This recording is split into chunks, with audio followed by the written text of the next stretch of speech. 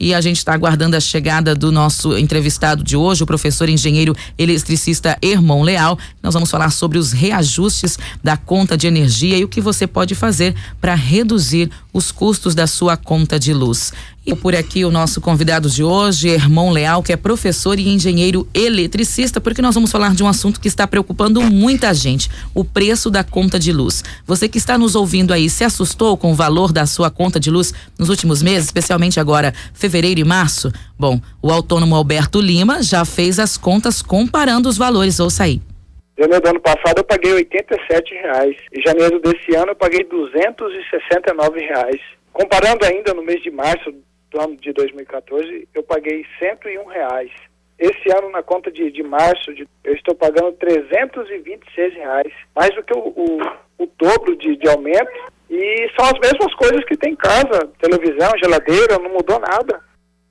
Bom, com os valores lá em cima, o jeito mesmo é economizar, diminuir o número de lâmpadas acesas, evitar abrir muito a geladeira. São algumas ações que podem contribuir na economia da energia. Mas será que existem outros meios de pagar menos na conta de luz? Responde pra gente aí, professor Hermon. Bom dia. Bom dia a todos os ouvintes. Primeiro é preciso entender que o serviço de energia elétrica é um produto, né? Nós temos um produto e existe uma diferença no custo devido à oferta e à demanda, né? Então nós temos uma demanda fixa, mas uma oferta que foi reduzida devido à questão dos níveis dos reservatórios. Então tem sim como o consumidor se adequar, né? Existem medidas que podem ser tomadas por parte do consumidor para que ele venha está buscando usar de forma racional e reduzir um pouco esse perfil de consumo. Ele vai ter que reduzir o seu consumo residencial, uma vez que a tarifa tem aumentado e a oferta tem diminuído. O Alberto tem uma dúvida aqui, Alfredo, já eu passo para você. Vamos ouvir o que ele perguntou aqui para o nosso professor Hermon. Que a gente tem que trocar a fiação inteira, o fio compatível com os eletrodomésticos que você tem dentro de casa. A fiação velha, ela pode gastar um pouco mais do que a nova. A dúvida que fica. É uma questão de ser feita uma análise, né? É importante ser feita uma análise. Isso pode ter uma redução, sim, mas ela não impacta muito para um consumidor residencial, né? Geralmente consumidor de grande porte, indústrias e comércio, isso pode ser feito um estudo por uma pessoa especializada e talvez isso venha impactar, né? Mas não necessariamente, é uma série de medidas em conjunto que precisa ser tomada para que haja efetivamente a redução. E já dá para, Alfredo? Não. Eu sempre vejo a coisa pelo lado político, né? Mas não vou entrar pelos viés, não, vou por outro. Porque se diminuiu o custo da energia em 2013, aí foi até 2014 para ganhar a eleição e etc. E depois sabia que não ia segurar e tudo mais. Mas a pergunta deixa a parte política para lá. Quase todo mundo que você conhece, que eu conheço, ou você ou eu, etc., está falando como esses dois que pagava X, né? Se o aumento, em média, foi 20% nacionalmente, em média, porque tem lugar que é mais alto, sei o quê, como é que a conta do José, do Pedro, do Antônio, a sua, a minha, tá vindo o dobro? Por quê? É uma pergunta bem interessante e não tem como escapar da questão política porque tem a ver com economia, né? Desde a época de 1970 nós tivemos a chamada desestatização do setor elétrico, né? Então o setor elétrico é um ramo da economia também que sofre alterações de acordo com o viés político, né?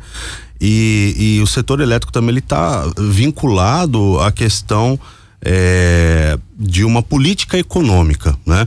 Nós temos, por exemplo, subir o preço do petróleo, muitas vezes a energia vai subir também. Se diminuiu a questão da água nos reservatórios e as usinas termoelétricas precisam atuar no sistema que é interligado e o valor do combustível está caro, vai haver um impacto na energia, certo? Agora existe uma outra questão respondendo a sua pergunta, é a questão da ANEEL, que é a Agência de Energia Elétrica, a agência reguladora. Ela tem as resoluções e os investimentos que são feitos em 3 áreas: geração, distribuição e transmissão de energia, eles precisam ser pagos por alguém. Quem paga isso daí são os consumidores e existe uma contrapartida do governo, né? Mas no final desse bolo, a conta é como que essa fatia vai ficar distribuída de acordo com os governos, Tá certo? Então essa fatia hoje, uma grande parcela está vindo para os consumidores. A ANEEL tem liberado que as distribuidoras ajustem as tarifas de acordo com as resoluções e esses valores são repassados aos consumidores. Veja só, se eu entendi e tentando traduzir para os nossos ouvintes. O governo autorizou, vamos arredondar, 20%. Ok. Aí fala, opa, 20% de 100 vai dar 120, tá ok. Não, você está dizendo o seguinte, que além disso, digamos, o governo subsidiava as empresas. Distribuidoras. O governo está sem dinheiro, não está subsidiando. Aí ela, além dos 20%, vai colocar uma quirera a mais para aquilo que ela tinha de subsídio, aquilo que ela tinha de aporte. Com isso, aquele 20%, se eu estiver errado, corrija aí, vai subir para 25%, 30%, 40%. O governo falou que é 20%, mas na hora do vamos ver sobe muito mais. É isso? Existe um outro fator que foi incluído aí, que é a chamada bandeira tarifária. Sei. A questão da bandeira tarifária, a gente, por exemplo, ela está vinculada aos níveis do reservatório. Então, assim, não tem como responder diretamente se eu não tiver uma conta aqui, porque a gente tem outros itens que compõem uma conta de energia elétrica. Mas né? você concorda que o 20%, nós estamos arredondando o número, né? Sim. O 20% foi um número levado, mas se incluir bandeira tarifária, retirada de subsídio, fica mais alto. Fica muito mais alto. Fica muito Por mais isso alto. que o cara disse, eu pagava 100 e agora estou pagando, sei lá. Isso é importante o ouvinte, o consumidor de energia elétrica saber. Tem dois grupos de consumo basicamente. Tem o consumidor acima de 75 mil watts, que é o consumidor industrial e comercial. Ele é do grupo A. E o grupo B é o consumidor residencial em baixa tensão. Então as tarifas são diferentes, tá? Por exemplo, o consumidor industrial ele tem um valor de tarifa modificado em horário de ponta, né?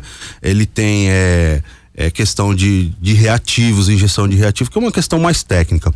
Agora a conta do residencial é mais simples. No entanto, não deixa de ser inserido valores de ICMS, valor de iluminação pública, custo de transmissão, custo de distribuição, tudo isso é composto na tarifa, além dos 20%, mais essa bandeira que entrou agora na tarifa, isso impacta sim no preço da energia elétrica. E esse aumento tá aí, professor. Então, assim, na prática, o que o consumidor deve fazer dentro de casa para conseguir baixar um pouco o custo dessa energia?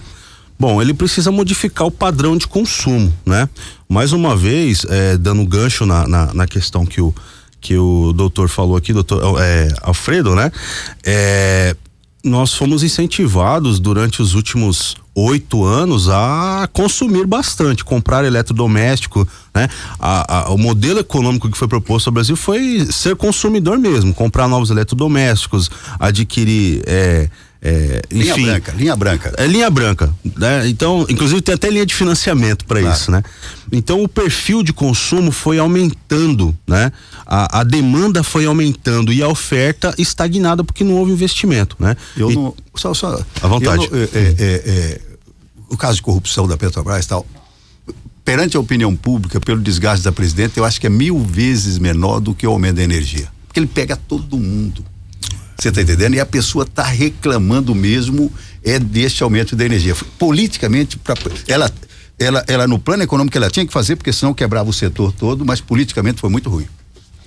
Sim, então ele deve modificar o padrão de consumo de energia, dar prioridade a equipamentos com selo de qualidade, Procel e Metro, e dar preferência às tecnologias limpas, né? Com lâmpadas econômicas, as novas lâmpadas de LED, sistemas de iluminação, tá? Evitar o ar-condicionado em horário de pico, Cuiabá é quase que impossível, né? Mas dá para se fazer isso para reduzir? Quanto isso impactaria na redução? Pra gente encerrar a entrevista. Para o consumidor residencial não impacta em nada, né? Porque ele não é cobrado no horário de ponta, né? No entanto, ele ajuda a aliviar o sistema. Então é bom reduzir, tomar os banhos, né? Em horário fora de ponta, né? Quais seriam esses horários de ponta? Os horários de ponta, eles estão entre não vou te passar um valor exato, né? Mas é entre as aproximadamente 18 ou 19 até as 20, 21 horas, tá? Então nesse horário poderia-se usar o ar tranquilamente, que não pesaria tanto no bolso, não, é isso? Ao contrário. Não fora poderia desse se usar. Horário. Fora desse horário. Exatamente, não que é o horário de usar. ponta. Exatamente. Ah, tá certo. Esperamos ter esclarecido algumas dúvidas para vocês que estão nos acompanhando. Alberto, obrigada pela sua participação. Tem muitos ouvintes enviando mensagem, perguntando aqui por que Mato Grosso não investe em energia solar, já que é um estado tão quente. A gente vai procurar fazer uma reportagem mais condensada, mais preparada para você e trazer essa resposta, tá bom? É o Carlos Costa que está enviando esta mensagem. Bom dia para você. Vamos pro nosso intervalo, voltamos daqui a pouquinho. América FM.